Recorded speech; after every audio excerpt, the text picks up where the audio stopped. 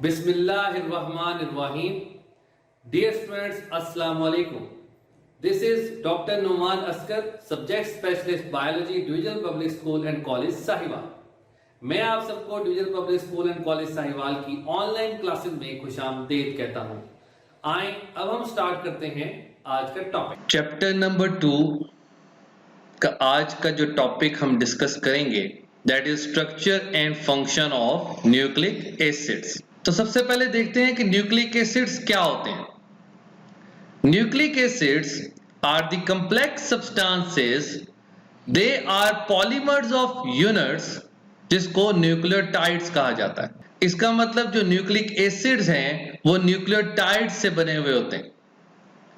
Nucleic acids की अब देखते हैं डिस्कवरी. फ्रेडरिक मिशन ने 1869 में न्यूक्लिक एसिड्स को डिस्कवर किया, पस सेल्स के न्यूक्लियस से और फिर स्पर्म के न्यूक्लियस से. न्यूक्लिक एसिड्स न्यूक्लियस से डिस्कवर हुए और एसिडिक इन नेचर होते हैं, सो दैट्स व्हाई इन्हें न्यूक्लिक एसिड्स कहा जाता है. टाइप्स क्या है न्यूक्लिक एसिड्स की? डीऑक्सीराइबोन्यूक्लिक एसिड जिसको डीएनए कहते हैं और राइबोन्यूक्लिक एसिड जिसको आरएनए भी कहा जाता है. अब हम देखते हैं कि न्यूक्लिक एसिड्स के बिल्डिंग ब्लॉक्स किसको कहते हैं? न्यूक्लियोटाइड्स को. तो nucleotides are the building blocks of nucleic acids. अब न्यूक्लियोटाइड्स को समझने से पहले हमें समझना है अबाउट न्यूक्लियोसाइड्स. तो न्यूक्लियोसाइड्स दो चीजों से मिलकर बनते हैं. पेंटोज शुगर जिसमें राइबोज आती है और डीऑक्सीराइबोज आती है, जो आप कार्बोहाइड्रेट्स के टॉपिक में स्टडी कर चुके हो, प्लस नाइट्रोजीनस बेसिस जो हम इसी वीडियो में आगे चल के डिस्कस करेंगे. इन दोनों के मिलने से जो स्ट्रक्चर बनता है उसे न्यूक्लियोसाइड कहा जाता है. अब देखते हैं कि न्यूक्लियोटाइड्स क्या चीज है. जब पेंटोज शुगर नाइट्रोजीनस बेसिस के साथ फॉस्फोरिक एसिड या फॉस्फेट ग्रुप भी अटैच हो जाएगा तो उसे हम न्यूक्लियोटाइड्स का नाम देंगे. अब सबसे पहले हम पेंटोज शुगर को देखेंगे. पेंटोज शुगर राइबोज है जो कि आरएनए में होती है और डीऑक्सीराइबोज जो कि डीएनए में प्रेजेंट होती है. अब डीऑक्सीराइबोज के कार्बन नंबर 2 में एक ऑक्सीजन प्रेजेंट नहीं होती, जो कि आप इस डायग्राम से ऑब्जर्व कर सकते हो कि डीऑक्सीराइबोज के कार्बन नंबर 2 में वो ऑक्सीजन प्रेजेंट नहीं है जो राइबोज के कार्बन नंबर 2 में प्रेजेंट है. तो दैट्स व्हाई इसको डीऑक्सीराइबोज कहते हैं, यानी कि एक ऑक्सीजन इसमें से रिमूव हुई होती है. नेक्स्ट देखते हैं नाइट्रोजीनस बेसिस. जैसे नाम से समझ आ रही है कि ऐसी बेसिस जिसमें नाइट्रोजन प्रेजेंट होगी. इसकी टाइप्स देखते हैं. स्ट्रेट चेन होती है या रिंग्ड होती है. स्ट्रेट चेन में आते हैं कोलिन, इथेनोलामीन एंड सेरीन. रिंग में आते हैं सिंगल रिंग जिसको पायरिमिडीन भी कहा जाता है और डबल रिंग जिनको प्यूरीन्स भी कहा जाता है. पायरिमिडीन में आते हैं साइटोसिन, यूरासिल, थायमीन और डबल रिंग में आते हैं गुआनिन एंड एडिनिन. जो टाइप ऑफ बेसिस हैं उसको एक कोड से याद रख लें. तो पायरिमिडीन को हम एक कोड दे सकते हैं CUT कट, यानी कि C for cytosine, U for uracil, T for thymine.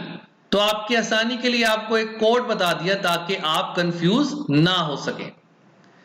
अब नेक्स्ट है कि ये जो बेसिस हैं उनकी डायग्राम के थ्रू आपको बता दिया गया कि जैसे एडिनिन और गुआनिन ये डबल रिंग्ड हैं, प्यूरीन्स हैं. आप ऑब्जर्व कर सकते हो ये नाइट्रोजन इसमें यहां इन पोजीशंस पे प्रेजेंट होती है और ये पायरिमिडीन जो कि सिंगल रिंग्ड है, साइटोसिन, यूरासिल एंड थायमीन. अब यहां पे इस डायग्राम में एक और चीज मेंशन है कि यूरासिल जो कि सिर्फ आरएनए में प्रेजेंट होती है और थायमीन जो कि सिर्फ डीएनए में प्रेजेंट होती है. अब देखते हैं कि जो फॉस्फेट ग्रुप है उसका क्या स्ट्रक्चर होता है। तो ये स्ट्रक्चर है फॉस्फेट ग्रुप का।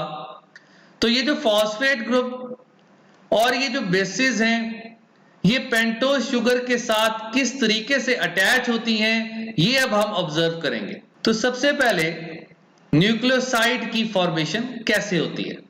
न्यूक्लियोसाइड में जो नाइट्रोजिनस बेस है वो carbon number 1 of pentose sugar पे अटैच होगी इस तरीके से कि ये बेस है, ये पेंटोज शुगर है, तो कार्बन नंबर 1 पे बेस अटैच होगी, ठीक है। तो ये जो स्ट्रक्चर है ये एक टिपिकल न्यूक्लियोसाइड का स्ट्रक्चर हो गया। अब इसमें एग्जांपल लेते हैं हम, जैसे एडेनिन एक बेस है, वो राइबोज के साथ मिलेगा तो स्ट्रक्चर को क्या कहेंगे हम, adenosine. Same is the case with nucleotide. Nucleotide में क्या होता है कि फॉस्फोरिक एसिड एस्टर लिंकेज बनाएगा OH group of carbon number 5 of the pentose sugar के साथ। ये भी हम डायग्राम के थ्रू इसको ऑब्जर्व करेंगे। इससे न्यूक्लियोटाइड की फॉर्मेशन होगी। इसकी एग्जांपल देखते हैं, एडिनोसिन जब फॉस्फोरिक एसिड के साथ मिलेगा तो उसे हम कहेंगे एडिनोसिन मोनोफॉस्फेट। अब देखते हैं कैसे। अब इस डायग्राम में कीनली ऑब्जर्व करना है आपने कि ये फॉस्फोरिक एसिड है, that one is the pentose sugar. Pentose sugar में कार्बन नंबर 5 के साथ जो OH अटैच है, ये OH और इस फॉस्फोरिक एसिड का हाइड्रोजन, ये दोनों कंबाइन करेंगे, वाटर की फॉर्मेशन होगी, ठीक है। और इसी तरीके से जो ये बेस अटैच होती है कार्बन नंबर 1 पे, इसमें पेंटोज शुगर के कार्बन नंबर 1 का OH और बेस का जो नाइट्रोजन के साथ हाइड्रोजन प्रेजेंट होती है, ये दोनों रिएक्ट करेंगे और वाटर की फॉर्मेशन होगी। ये वाटर रिलीज होगा और बॉन्ड फॉर्मेशन हो जाएगी, जो यहां पे आप ऑब्जर्व कर सकते हो। इस बॉन्ड को फिर फॉस्फोएस्टर लिंकेज कहते हैं। जब ये बॉन्ड दो तरफ को फॉर्म होगी तो उसको फॉस्फोडाइएस्टर लिंकेज कहेंगे, जो हम आगे चल के स्टडी करते हैं। अब ये जो स्ट्रक्चर बना, ये एक न्यूक्लियोटाइड का स्ट्रक्चर है जिसमें फॉस्फेट ग्रुप भी अटैच हो चुका है। नेक्स्ट देखते हैं एटीपी का structure, adenosine triphosphate.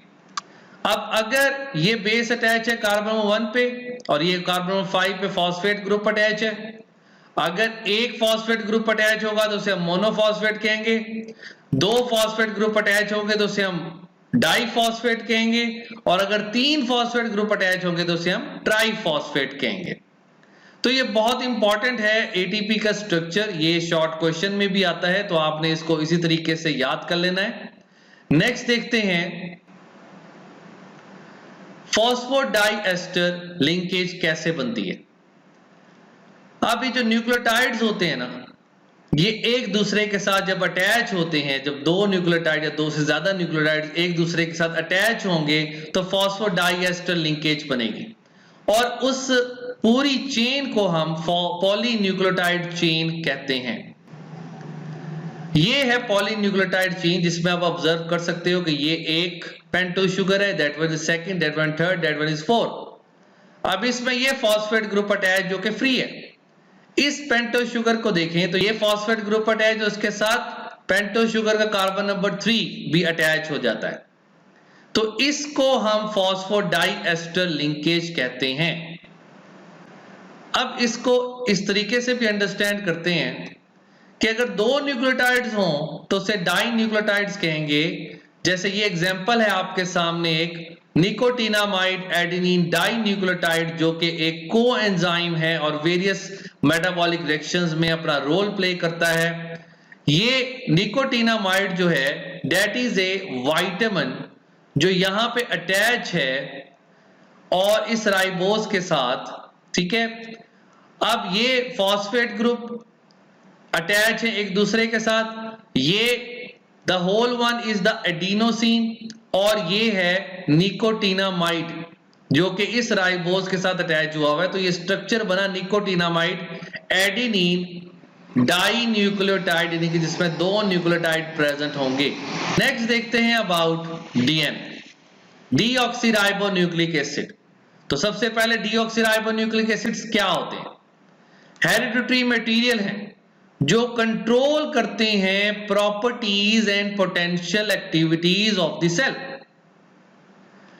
Nucleotides DNA में कौन कौन से प्रेजेंट होते हैं?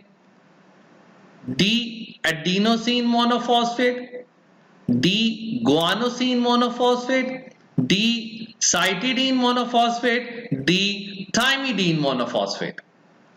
अब इन नेम्स में हम इसको इस तरीके से देखें कि एडिनोसिन है और यहां पे साइटिडीन है। एडिनोसिन INE का वर्ड एंड पे आया तो इसका मतलब है दीज आर दी प्यूरिन्स, और यहां पे DINE का वर्ड एंड पे आया तो इसका मतलब है दीज आर दी पायरिमिडीन्स। अब डी का वर्ड इसलिए यूज हुआ यहां पे क्योंकि ये डीऑक्सीराइबोज शुगर इसमें प्रेजेंट होती है, और इसी तरीके से ये इसके कोड्स हैं DAMP, DGMP, DCMP and DTMP। अब देखते हैं कि इनके स्ट्रक्चर्स क्या हैं। ये आप ऑब्जर्व कर सकते हो यहां पे, that one is D adenosine monophosphate, that one is D guanosine monophosphate, that one is D thymidine monophosphate and that one is D cytidine monophosphate. Next देखेंगे कि कंट्रीब्यूशन क्या है एरविन शरगाफ की। एरविन शरगाफ ने यह कहा था कि एडेनिन और थाइमिन की इक्वल रेशियो होती है, और इसी तरीके से साइटोसिन और गुआनिन की भी इक्वल रेशियो होती है।